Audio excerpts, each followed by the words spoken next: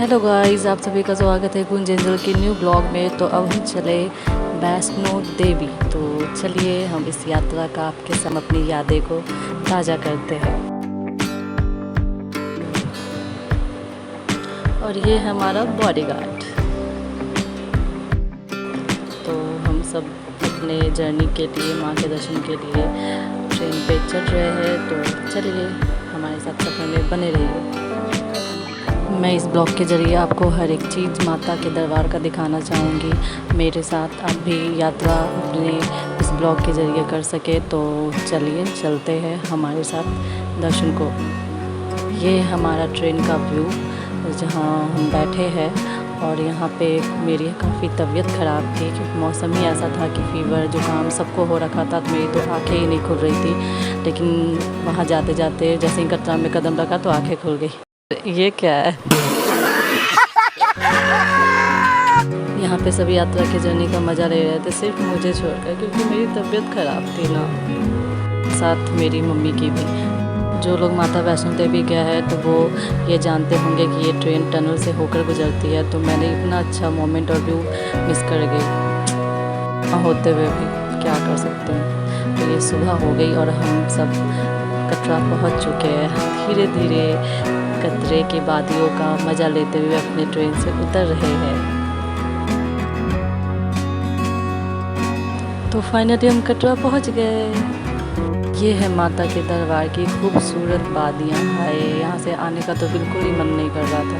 तो अब हम यहाँ से निकल चुके हैं माता के दरबार के लिए। कल से हमने गाड़ी बुक की थी तो ये हमारे माता के दरबार तक छोड़ के गए थे। और ये रहा वहाँ का खूबसूरत नज़ारा हमारे फ़ोटो के साथ। यहाँ से चढ़ाई शुरू होती है। स्टार्टिंग में तो हम लोग इतने ज़ोर शोर से चल रहे थे कि क्या हूँ बताऊँ कि अब पहुँच गई कि कब पहुँच गई। लेकिन आप लोग जो गए होंगे उन्हें पता होगा कि कितना दूर और कितनी जल्दी आ जाता है।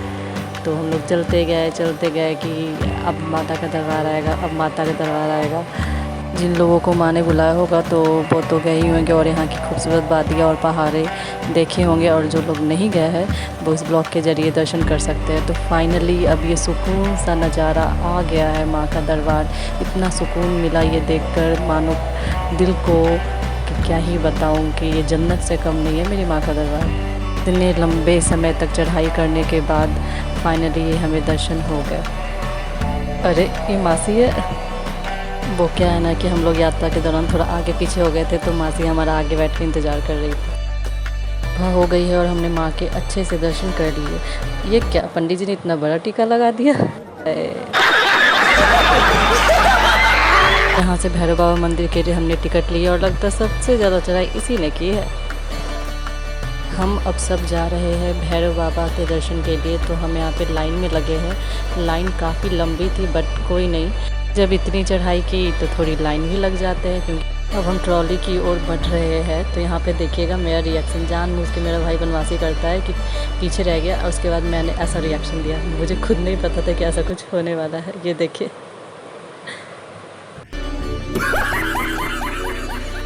हाय, अपनी शक्ल ही मैं खुद नहीं पहचान पा रही हूँ। इतनी तबीयत जो ख़राब थी, मैं पूरे जर्नी में बुखार से तप रही थी। लेकिन वो बात अलग थी कि जैसे ही माँ के दरबार पे मैंने कदम रखी कटरा, मैंने जैसे ही कदम रखा एक टैबलेट से ही मेरा बुखार छू मंतर हो गया और मैंने पूरी चढ़ाई पैदल ही कर ली सबके साथ। ये देखिए वहाँ की खूबसूरत सी वादियाँ। हाय मेरी माँ का दरबार, ये जन्नत है यहाँ, जन्नत। पता नहीं कब फिर जाना होगा, जब कब मेरी माँ मुझे बुलाएगी। हम सब ने पैदल ही चढ़ाई की, किसी भी तरह की कोई भी वाहन या घोड़े की मदद नहीं ली। ये देखिए कितना फॉग है वहाँ। हम लोग ना बारिश के टाइम पे गए थे तो इतना ज़्यादा फॉग था, डर लग रहा था। लेकिन भैरव बाबा के दर्शन तो कर नहीं थे तो माता का नाम लेके हमने ट्रॉली पे बैठे और भैरव बाबा के अच्छे से दर्शन किए। मेरा यही आप सबसे सजेशन है कि आप बरसात के टाइम पे ना जाए। हम तो अच्छे से यात्रा करके सफल अच्छे से आ गए, माता का आशीर्वाद था। लेकिन मैं आपको यही सजेस्ट करूँगी कि बारिश के मौसम में ना जाए, कि हमारे आने के तुरंत बाद ही वहाँ पे भारी बारिश और पत्थर टूटे थे। और ये है वहाँ का भैरव बाबा मंदिर का व्यू, जहाँ हमने खूब सारी फ़ोटो खिंचवाई और दर्शन किए। और ये है भैरव बाबा मंदिर।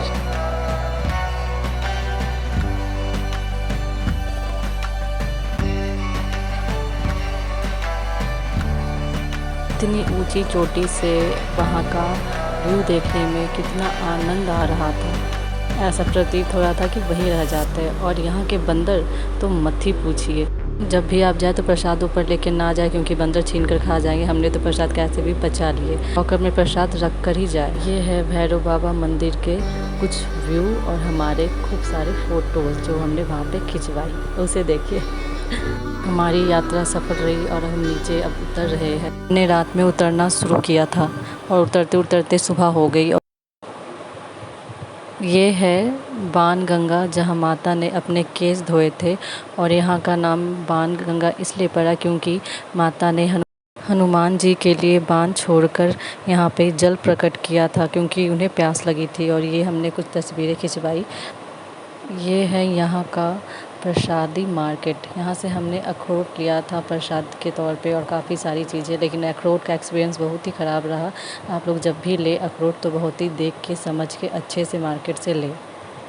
काफ़ी थकने के बाद हमने यहाँ पे बॉडी मसाज कराई, जो कि बस 5 मिनट के ही सुकून थे। उसके बाद तो फिर से वही हाल।